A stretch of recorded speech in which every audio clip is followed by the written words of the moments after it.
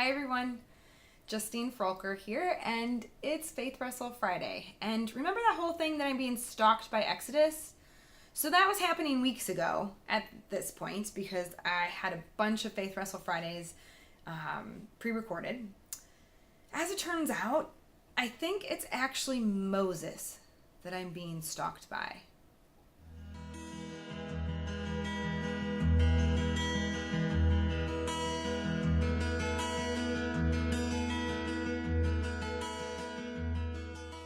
Okay, so like I said, I keep a running list when God puts something on my heart to share on Faith Wrestle Friday. So I've had a lot of Moses in my life. It's so weird. Like again, every devotional. So today we're going to talk about Exodus 32:14. So the Eternal relented and decided not to destroy the people as he had threatened to do.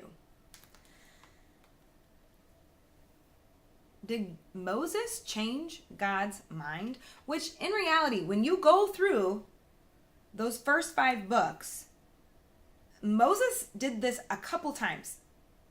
I think. I'm almost positive. Moses does this a couple times. He almost talks God off the ledge. Like last week we talked about God was angry at Moses for Moses saying, no, I'm not doing this. I stutter. You have to help me. And God got angry and then still helped him. So in Exodus 32, it starts at verse 11 where Moses is, and it says begging. In the Voice translation, remember I use the Voice, it says begging.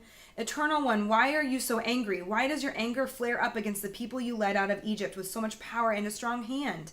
Do you really want the Egyptians to say, you deceived them and led them into the mountains in order to kill them and to wipe their memory from the earth? I beg you to curb your anger and change your mind. I have the word change circled. Don't harm your people. Remember the sacred promise you made to your servants, Abraham, Isaac, and Israel. You swore, I will make your descendants as many as the stars in the sky, and I will give them all of this land as I promised. It will be their everlasting inheritance.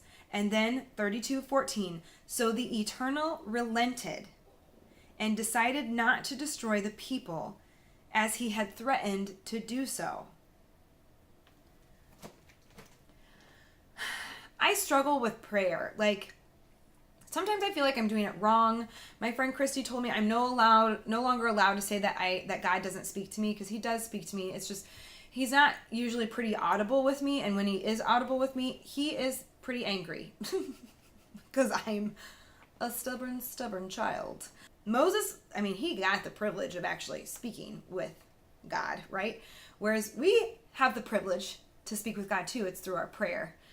And so he reminds God, no, remember, you promised us this. You promised this. You are all loving, perfect God. You promised this. Hold your horses, dude. Keep your promise. Take a deep breath and calm down. And it changed God's mind. Moses challenges God. I have that question that I wrote in the margins.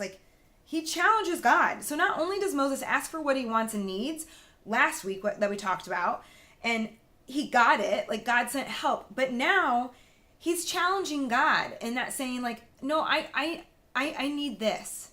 Now again, I don't think that we must remember that God does not answer every prayer, and he sure as heck may not answer it in the way that we want specifically, but when we speak to God, when we turn to God with our anger, our frustration, and what we want, when we go to him with our bold prayers, he does hear us.